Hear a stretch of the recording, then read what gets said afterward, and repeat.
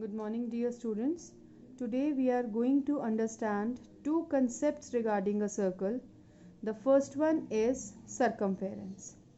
Let us suppose that we have a circular tablecloth and we want to put a lace around it.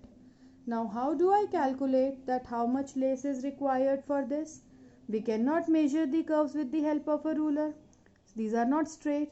So how we'll find? We'll mark a point on the edge and suppose place a string on this point. Keep on putting the string, curving it along the border, and when it will reach again to this point, then we can find out the length of the string which covers the whole boundary, and this length of string will give us the lace which is required to put along the boundary. Now this distance around the circular region is known as circumference. In simple words, I want to say that the total length of boundary of a circle. Remember this thing? We have already studied this kind of definition. Yes, about perimeter. So we can say in easy language that perimeter of a circle is known as the circumference. That means the total length of boundary of any circle is called its circumference. And now we are going to find out the formula for calculating circumference. What we have taken, we have drawn 6 different circles. Different circles means 6 circles of different radii, and we have found their circumference using a string. And now we are going to find out the ratio of circumference to diameter. See, we have drawn a table here. Here 6 different circles have been taken. That means the circles with different radii. These radii are also mentioned here. Then you double the radius and you get the diameter of each circle. This is the circumference that has been found by using a string, and we have calculated the ratio of circumference to the diameter.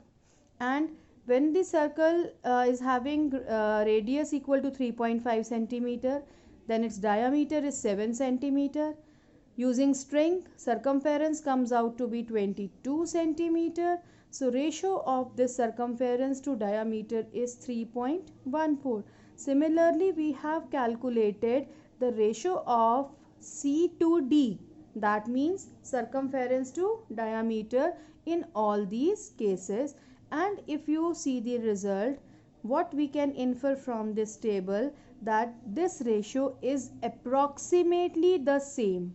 Why I am saying approximately the same? Because it is not there ki every time you will get the ratio as 3.14. Sometimes you are getting 3.2, sometimes you are getting 3.13, but it is approximately the same.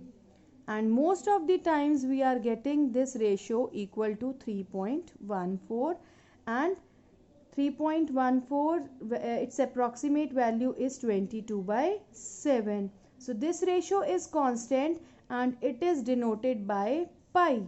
So we can say that the ratio of circumference to diameter is approximately always equal to pi. From here we can say that if we want to shift d there, d into pi. Now d is equal to, d means diameter, it is equal to double of radius. Put 2r in place of d, so it will be 2 pi r. So this is the formula for circumference, for finding circumference of any circle. If you know its radius, then you can calculate the circumference by using the formula 2 pi r, or if directly you want to use the diameter, then it is pi d. You can only remember one formula, 2 pi r, for circumference. So this is how we calculate the circumference of a circle. Now let us understand the second concept, that is area of circle. Now where do we need area? For example, if I want to polish a circular tabletop, अब किसी circular tabletop को आपको polish करना है, so that has to be done on the entire surface. So whatever we have to do on the entire surface, for that we want to find out the area of that figure. So now we will understand how to find out area of a circle. Let us do it with the help of an activity. Now what we have done, we have taken a circle and half of the circle has been shaded, and we have divided this circle into 8 equal parts. So as you can see in this figure, 8 such sectors have been formed in this figure. Now we have cut this circle into 8 such sectors and we have adjusted them in such a way so that half of the circumference lies here and half of the circumference is here. So these are 8 parts which have been set here.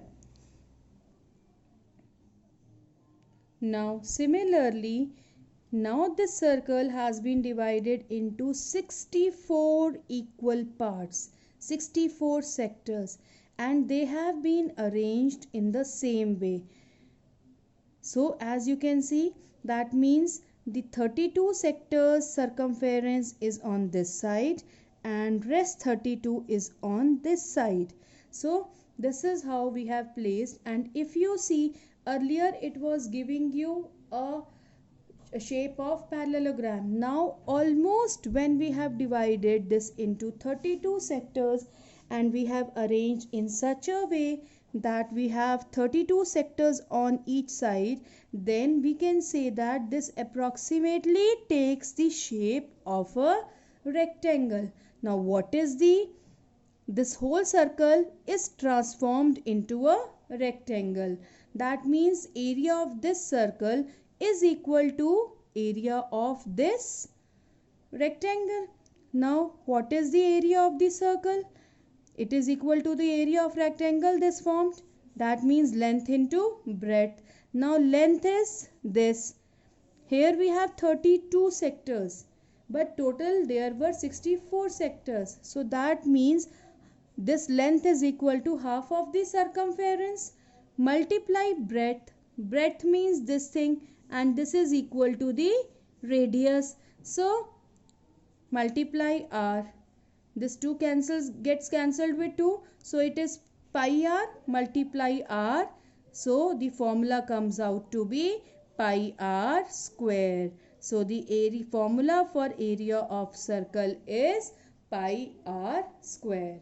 Formula for circumference is 2 pi r and formula for area is pi r square, where pi is a constant having approximately having a value of 22/7, and since it's a non-terminating decimal, so it can also have a value of 3.14, but we will take 3.14 only when it is specified in the question.